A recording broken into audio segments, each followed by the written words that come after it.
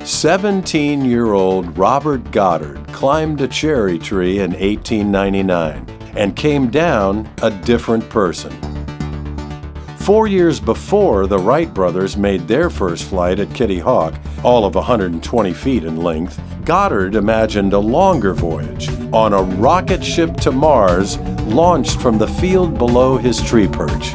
He had found his purpose in life, the pursuit of rocket propulsion. Inspired by the flight of birds, the telescope his father gave him, and the science fiction of H.G. Wells, Goddard began experimenting with rockets while studying physics at Worcester Polytechnic Institute.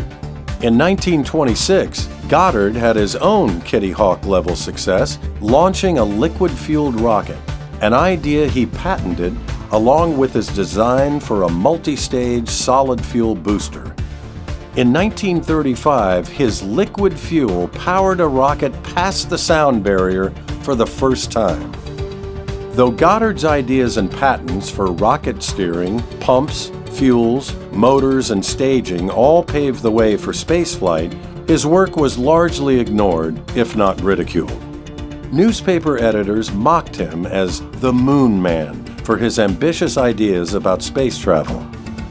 Ignoring critics and skeptics, Goddard made pioneering discoveries in solar power and invented a vacuum tube to power radio control, all in the service of rocketry.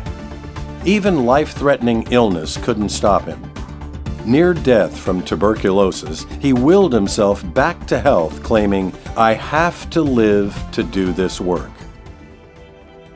With moral support from Charles Lindbergh and financing from the Guggenheims, Goddard slowly but surely perfected his rocket science despite innumerable test flight failures.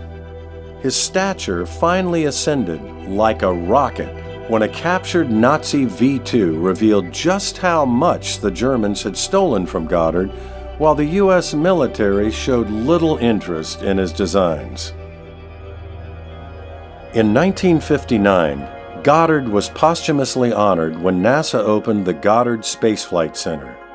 He died in 1945, before his designs guided the world into the space age, and yes, trips to the moon. And those newspaper editors who mocked him? When the Apollo 11 landed men on the moon in 1969, the New York Times corrected a 49-year-old editorial. Contrary to Goddard, they had claimed rockets wouldn't work in the vacuum of space. Sometimes you do need to be a rocket scientist, and the Times finally acknowledged Goddard's genius. Next stop? Mars.